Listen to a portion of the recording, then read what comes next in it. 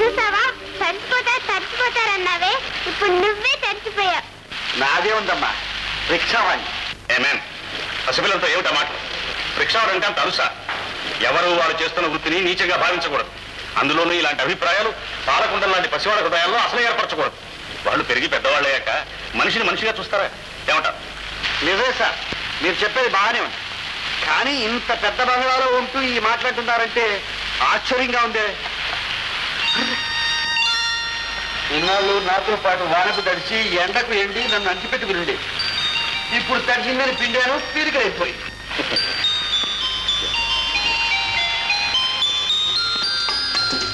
లేరా? నా దగ్గర చిల్లర లేదండి. చిరలెక్కలేదులే మ్యామ్, ఉంచుకో. నా కూలి ₹1 సార్. నేను ఇచ్చేది ₹5. నేను అట్లా తీసుకోనండి. అరే వాట్ మ్యాన్, నువ్వు చెప్తుంటే బాలేవాడి. సార్ పర్వాలేదు, తీసుకో. వస్తాను సార్. అరే ఎక్కడికి? ఆ టిఫిన్ చొక్కతో అలాగే వెళ్ళిపోతావా? ఏందేముంది సార్, ఇంటికి వెళ్ళి ఒక పీలికేసి కుట్టారంటే కొత్తగా అయిపోతుంది. అది తర్వాత కుట్టుకోవచ్చు, ముందు వేసుకో. వద్దాం, ఇంత మంచి బట్టలు నాకే. పర్వాలేదు, తీసుకో. You're like my brother. అంటే అంటే నువ్వు నా తమ్ముడు లాంటి వాడివి అని. అయ్యా, ఈ ఇంట్లో అందరుగానే ఉన్నారు. అయ్యా, మీ అభిమానం చాలు, మన్నించండి. నేను ఎవరి దగ్గర ఏమి తీసుకోను. తీసుకుంటా. వర్షం తగిన తర్వాత వెళ్ళొచ్చు, ముందు బట్టలు మార్చు.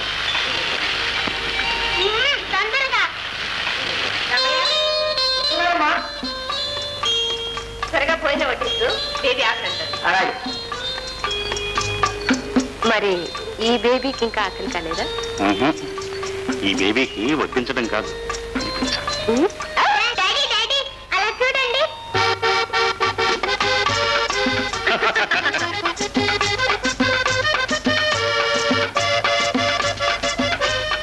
బాగుంది బాగుంది.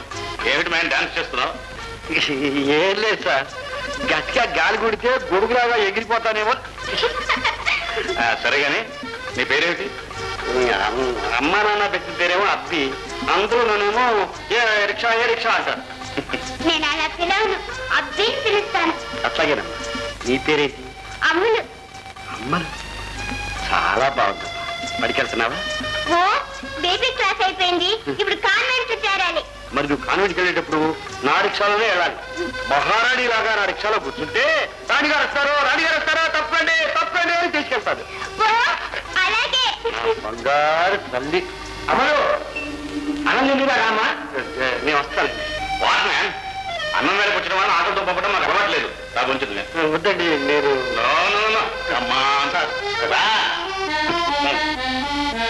కూర్చో. పర్వాలేదు, కూర్చో. Come on man. తర్వాత వడ్డించు.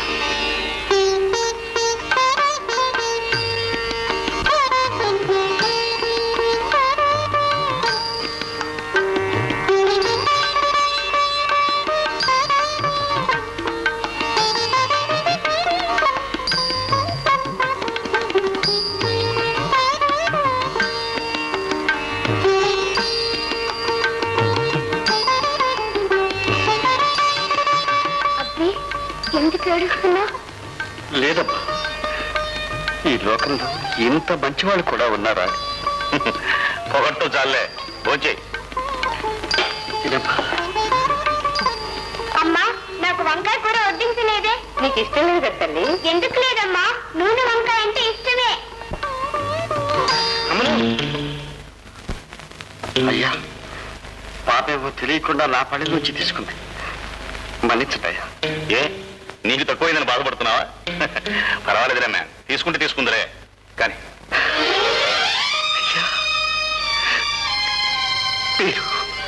మీరు మామూలు మనుషులు కాదు, దేవతలు. మీరు చల్లగా ఉన్నారు.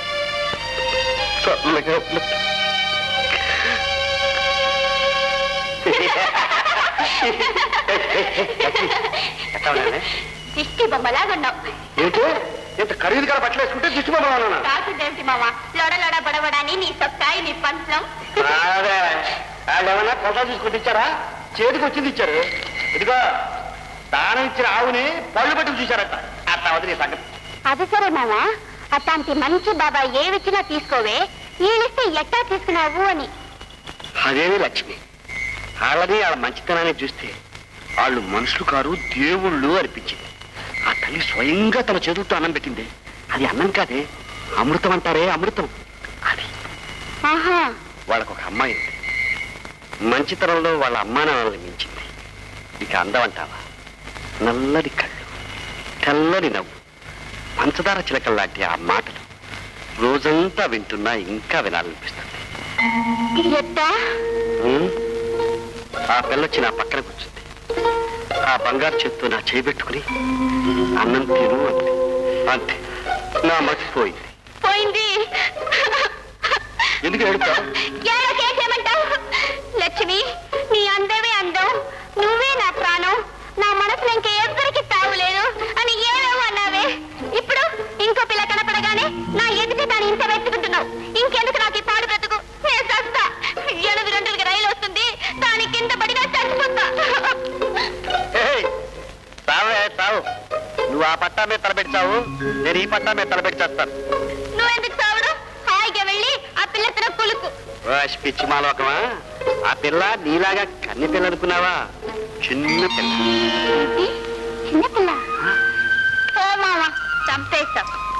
నిజంగా చచ్చావా? నీకేం తెలుసా బాధ?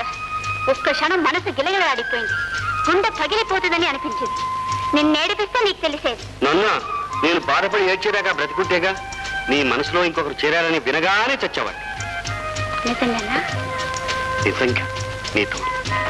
మామా లక్ష్మి,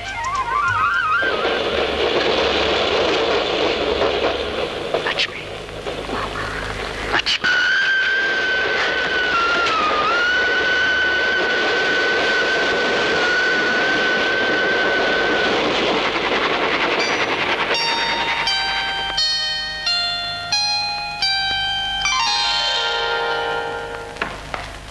అమలు, అమలు, త్వరగా రావాలి. ఎందుకు? ఏమిటమ్మా, ఎందుకు? ఈ రోజు నా పుట్టినరోజు. నీ పుట్టినరోజా? నాకు చెప్పలేదేమమ్మా. నా బంగారు తల్లి, పెద్దదాని వైపు పెళ్లి చేసుకుని. ఏమిటి మ్యాన్, ఏమిటా దీవెనలు? పెళ్లి పిల్లల ముందు కావాల్సింది కాదు. మా అమ్మలు బాగా చదువుకోవాలి, అన్నింట్లోనూ ఫస్ట్ రావాలి. అదిగో చూడు, అలా నల్ల కోటు నల్ల టోపీ వేసుకుని డిగ్రీ తీసుకోవాలి. అది మ్యాన్ కావాల్సింది. తీసుకుంటుంది సార్, తప్పకుండా తీసుకుంటుంది. ఏ అమ్మలు? రాయడా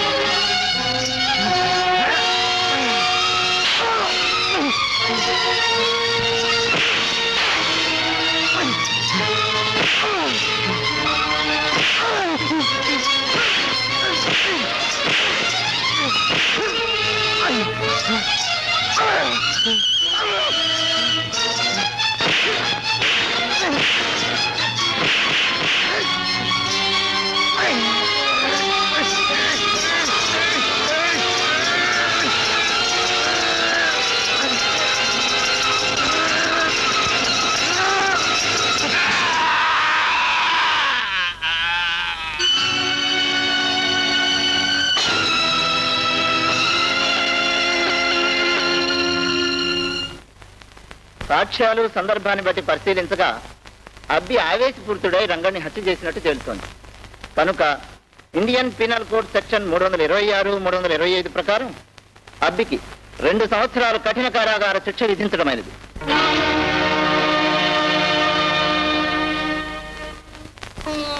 రెండేళ్ళు అబ్బా, ఇదే లక్ష్మితో ఉంటే 2 నిమిషాల్లాగా గడిచిపోయేది.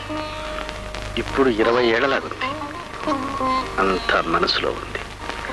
మరి లక్ష్మి కూడా మనసులోనేగా ఉంది. గడిపేస్తా.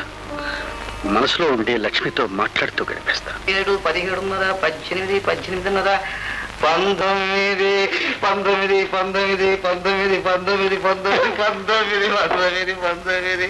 19.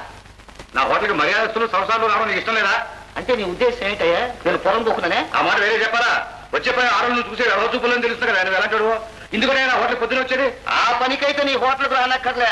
నడి రోడ్డు మీద నిలబడితే ఇంతకంటే అందమైన అమ్మాయిలను బోళ్ళు ఎంతమందిని చూడొచ్చు. మరి పోరాదైతే అది కాదే, నలుగురు నిన్ను గురించి ఏమనుకుంటున్నారో నీ చెవి పడేసిపోదామని వచ్చాను. నా గురించి ఏమనుకుంటున్నారే? వాళ్ళేడు అబ్బి వాడేదో నీ సపోర్టా చూసుకొని కూలీ చేశాడని, రేపు మాపో జైలు నుంచి వస్తాడని, వచ్చిన తర్వాత మళ్ళీ నువ్వు చేరదీస్తావని, అలా చేరదీయడం నీకు నీ హోటల్కు మంచిది కాదని, అలాంటి కూనీ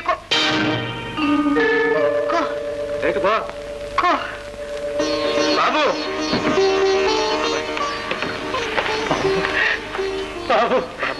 బాబు బాబు బాబు ఎంత చిక్కిపోయావా? మనిషి కన్నా నా మనసే ఎక్కువ చిక్కిపోయింది బాబాయ్. ఎందుకలా అనుకుంటావు? ఇప్పుడు నీకేం తక్కువైంది? అవును బాబాయ్, ఇలాంటి మంచి వాళ్ళుగా నాకే లోపం లేదు. కానీ సరేలే, వచ్చేది కదా. వద్దు బాబాయ్, నాకు అన్నం తినాలని లేదు. అసలు నాకేం చేయాలని లేదు. బాబు, నాకు తెలుసు లక్ష్మి పోవడంతో నీ మనస్సు విరిగిపోయింది. కానీ సత్యదాకా మనిషి బ్రతికుండాలిగా. బ్రతకాలి, కానీ ఎట్లా బ్రతకాలి? జైలుకు వెళ్ళొచ్చిన నాకు పని ఎవరిస్తారు బాబాయ్? నీకు ఒకరు ఇచ్చేదేమిట్రా? నీ ఎంత నువ్వు బ్రతికి ఏర్పాటు చేశాను. రా బాబు.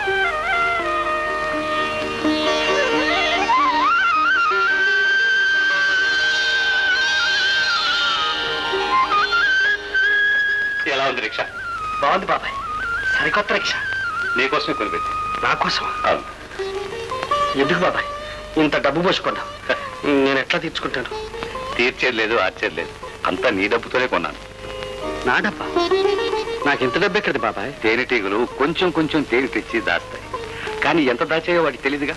అలాగే నువ్వు రోజు తెచ్చిన కష్టార్జితంలో కొంచెం కొంచెం మిగిల్చుంచి ఆ డబ్బుతోనే రిక్షా కొన్నాను. లేదు బాబాయ్, ఇది డబ్బుతో కొన్నది కాదు, నీ మనసుతో కొన్నది, మంచి మనసుతో కొన్నది బాబాయ్. కానీ నేను దానికి నువ్వేం తిరిగి ఒక్కర్లేదు. కానీ ఆ మనసులో ఎప్పట్లాగే నా బాబులాగే ఉంటే అనిపిస్తాను.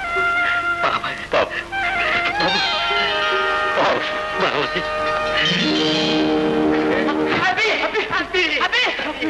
వచ్చేసాను అబ్బి. అబ్బి, నువ్వు 2 ఏళ్ళు జైల్లో ఉన్నావు, కానీ మేమందరం దిక్కులేని వాళ్ళం అయిపోయాం. అబ్బి, రోజు నీ పేరే తలుచుకునేవాడు. నువ్వు తొందరగా వచ్చేయాలని దేవుడికి రోజు కొబ్బరికాయలు కొట్టేవాడు. బాబాయ్ని అడిగితే నువ్వు ఇంకా 3 నెలల తర్వాత వస్తావని చెప్పాడు. తొందరగా వదిలేశారు అబ్బి. అవునులే అబ్బి, నీలాంటి మంచి వాళ్ళు జైల్లో వేసి వాళ్ళు కూడా మంచోళ్ళు అయిపోతారు కదబ్బి. వెళ్ళి ఏమిట్రా ఇది? చిన్నపిల్లలాగా చిచి ఊరుకో. నాకేంరా? చూడు, 2 ఏళ్ళు జైల్లో ఉంటే నాకు కొత్త రిక్షా వచ్చింది. ఓలమ్మో, 2 ఏళ్ళు జైల్లో ఉంటే కొత్త రిక్షా ఇస్తారంటావా? 2 ఏళ్ళు అయితే కొత్త రిక్షా, 4 ఏళ్ళు అయితే ఆటో రిక్షా, 6 ఏళ్ళు అయితే ట్యాక్సీ ఇస్తా. అలాగా అయితే వరాలు కానీ చంపి 6 ఏళ్ళు జైల్లో ఉండొస్తాను. అప్పుడు నాకు ట్యాక్సీ ఇస్తాను. నోర్బైరా, ఇది బాబాయ్ కొనిపించాడు. బాబాయ్ కానీ నేను